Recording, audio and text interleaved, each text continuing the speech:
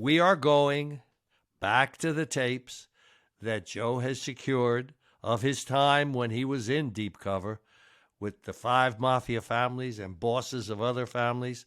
The first one will be you dictating a letter, to Jules Bonavolanta.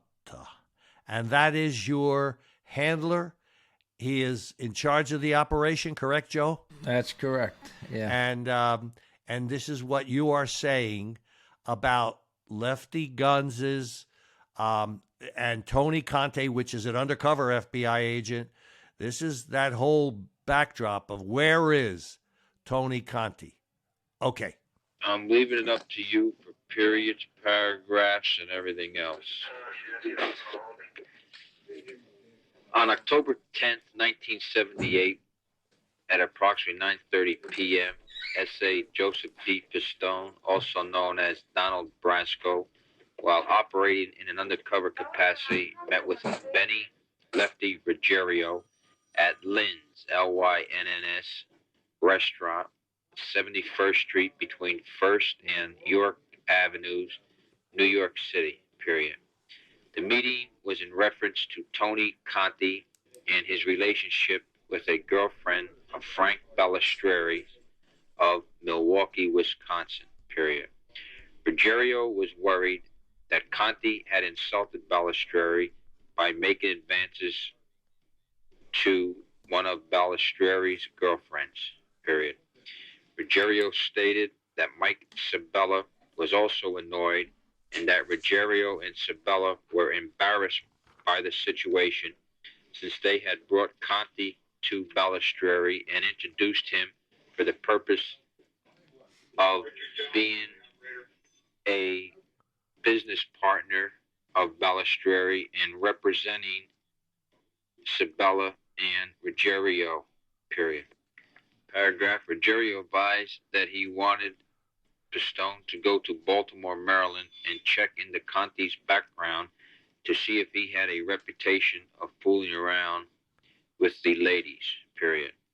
Ruggiero stated he needed this information for when he got called in to explain Conti's relationship with the ladies, period. Paragraph, Ruggiero stated that the last time Conti was in New York City, Ruggiero lectured him for 2 hours regarding getting friendly with ladies when he was in wise guy places, period. Ruggiero stated that Conti bought drinks for 3 ladies one night in Marco's, and Ruggiero lectured him for doing this, period. Paragraph, Ruggiero also stated that Conti wanted to be a wise guy, period. Ruggiero stated that a wise guy would not insult and embarrass another wise guy's girlfriend, period. Paragraph, Ruggiero stated that one thing you never do is insult a boss, period. Ruggiero advised that he felt that with all the proper information regarding Conti's background, he could salvage the situation in Milwaukee, period. Ruggiero continued that Mike Sabella stated to him that insulting someone's wife or girlfriend was worse than being a rat or pimp, period. Ruggiero was given the sum of $500, which was supposed to be his end of from a score that S.A. Pistone had pulled in California, period.